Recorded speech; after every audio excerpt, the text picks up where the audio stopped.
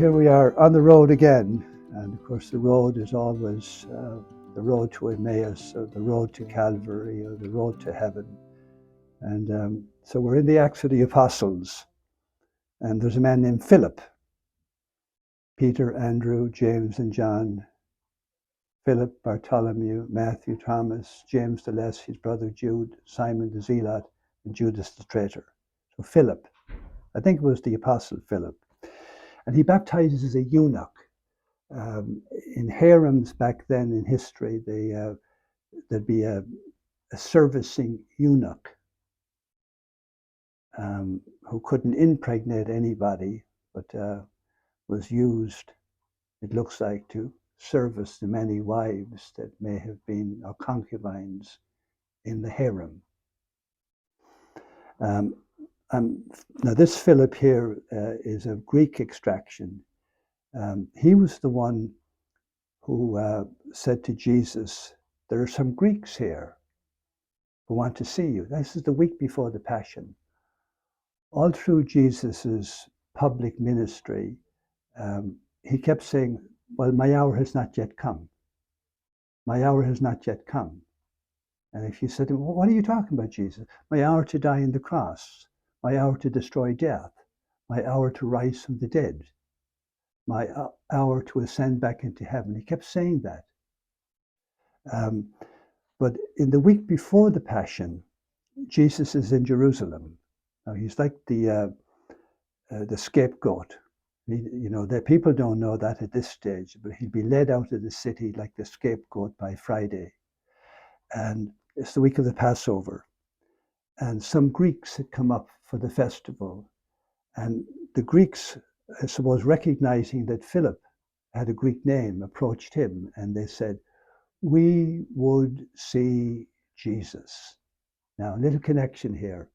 Remember at his birth, the wise men of the East, we three kings, came to Jerusalem, and they said, we've seen that where is the newborn King of the Jews? We have seen his star at his rising. We've come to do him homage. The wise men of the East. Well, Philip is a Greek, and of course the Greeks are the wise men of the West. Aristotle, Plato, Greek philosophy, Greek architecture. And so some Greeks approached Philip, and Philip and James approached Jesus, and they said to Jesus, "There are some Greeks here, Jesus, who wish to see you." And the same Jesus who said, "My hour has not yet come," all over the past 3 years, said, "My hour has come. Now the hour has come." The wise men of the East came at his birth. The wise men of the West come at his death. So Jesus, now the hour has come. Now the hour has come for me to go on trial. Now the hour has come for me to be driven out of the city, laden down with the cross like the Yom Kippur scapegoat. Now the hour has come for me to be lifted high in the cross, like Moses lifted up the serpent. Now as the hour has come. So Philip, now you have a feeling for Philip. Okay, and here he is after, in the early Christian church, and this is after the resurrection of Christ. The angel of the Lord spoke to Philip, saying, "Be ready and set out at noon along the road that goes from Jerusalem down to Gaza, the desert road." So he set off on his journey. Now it happened that an Ethiopian had been on pilgrimage to Jerusalem. He was a eunuch and an officer at the court of the kandake, or Queen of Ethiopia. Remember, Jesus will make reference to the Queen of the South came from the ends of the earth to listen to Solomon, but you have greater than Solomon here. Well, there's somebody from this same country, as far as I know, the Queen of Ethiopia, and was in fact her chief treasurer. He was now on his way home, and as he sat in his chariot, he was reading the prophet Isaiah, the good book say, from the Old Testament, 600 years earlier. The Spirit said to Philip, "Go up and meet that chariot." When Philip ran up, he heard him reading the prophet, Isaiah the prophet, and asked, "Do you understand what you were reading? Do you understand what you were reading?" "How can I," he replied, "unless I have someone to guide me?" And may the Spirit guide us in our reading. So he invited Philip to get in and sit by his side.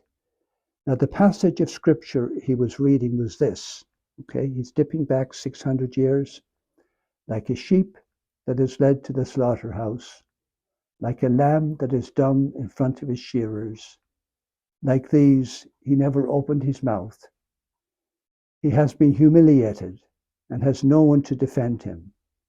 Who will ever talk about his descendants, since his life on earth has been cut short?"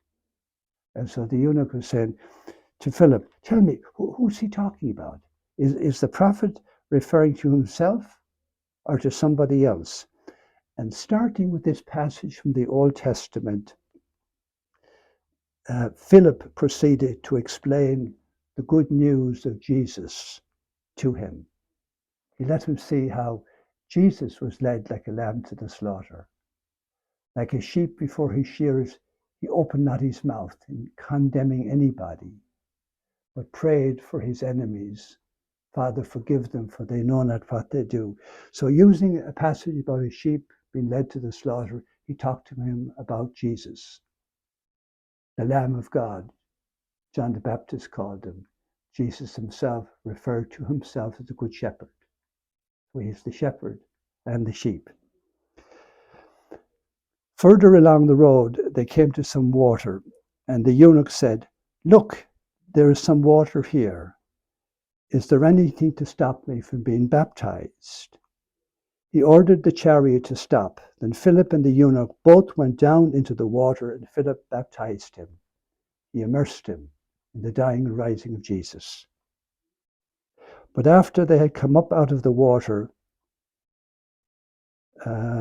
just a second, but after they come up out of the water, again Philip was taken away by the Spirit of the Lord, and the eunuch never saw him again, but went on his way rejoicing.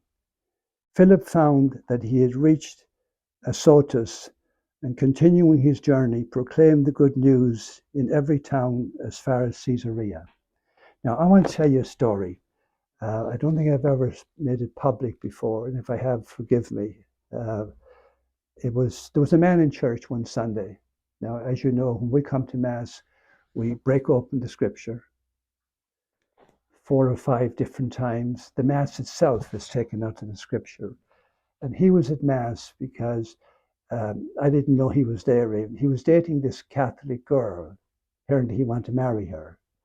And for whatever reason I do not understand, during the homily that day, I said in the pulpit, "I'm an atheist, thank God."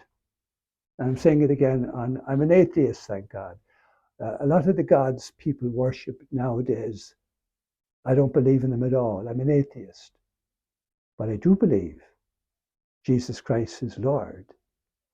I do believe whoever sees Jesus sees the Father. So anyway, this poor fella out in the church, never in his life had he heard such words like this coming from the pulpit. "I'm an atheist, thank God." And it so upset him. He came up to me after Mass and he said to me, "You destroyed my faith, priest." And I said, "Tell me more." I said, "How did I destroy your faith?" He says, "I'm an atheist, a committed atheist. And you actually stood up there and said, 'I'm an atheist, thank God.' How could an atheist and thank God go together?" So he said, I'd like to sit down with you and talk with you." And I said, "So tomorrow morning, please, about 8 o'clock?" And he said, "Certainly, certainly." So he arrived the next day and he explained to me how I had ruined his faith. He was perfectly fine saying, "There is no God." And then he met somebody who was an atheist, thank God. And it just did something to him. So then he says to me, listen to this. He says to me, "I want to be Catholic."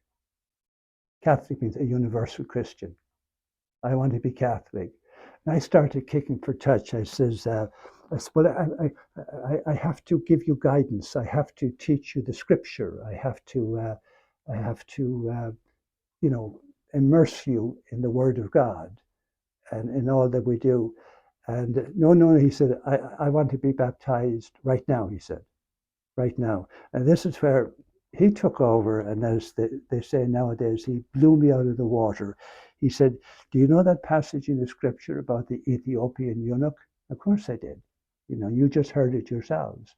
Well, he said, and you know, he said how Philip used the passage of the lamb being led to the slaughter to teach about Jesus being led to the slaughter. I said, I do. He said, well, I want you to baptize me. And, and I said, I want, again kicking for touch. He said, well, I have to give you some means of instruction. And he said, do you remember what happened with Philip and the eunuch when they came to some water? Based on that one passage of scripture of the lamb being led to the slaughter and it being Jesus, the Ethiopian said, baptize me, and Philip did. So he said to me, baptize me. I had no other choice in the matter. I got up from my chair, and he got up from his chair. Let's go to the house of God. And the baptismal font over there is an octagon shape and steps, 7 steps going down into it. And I baptized him. I immersed him in the dying and rising of Jesus. To this day, 10 years later, he's married a girl. They have 3 children. And he has brought all his children back from Alabama to Queen of Peace when they were to be baptized. People object to infant baptism. Remember when Jesus was 8 days old? Mary and Joseph brought him up to the temple for the Jewish rite of circumcision, which initiated him into the Jewish people. So, you know, infant baptism. Now, something more happens in Christian baptism. In Jewish circumcision, a part of the body is removed. In Catholic Christian baptism, the whole body dies.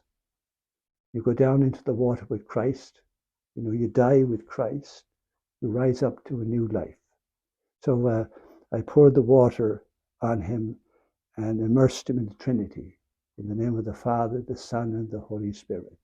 And so the Spirit moves, even in our terrible time, and is continually leading people to Christ in his church.